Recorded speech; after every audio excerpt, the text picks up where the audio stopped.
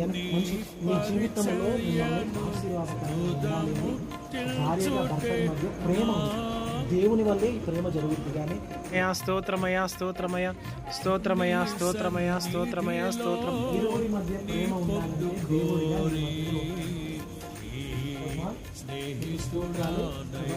యెహోవా జతపరుచున్నాడు, ఎవ్వరూ సైతాన్ ఏం చేస్తుందంటే భార్య మధ్య భర్తకు, భర్త మధ్య భార్యకు వాడు డిస్టర్బెన్స్ చేయాలని చూస్తాడు సైతాన్. ఆశీర్వదిస్తున్న దేవుడు సమస్తము ఉండునుగాక అని ప్రార్థిస్తున్నాను. కుటుంబాన్ని హృదయపూర్వకంగా యేసు అధికారము కలిగిన నామములో ఆశీర్వదిస్తున్నాము.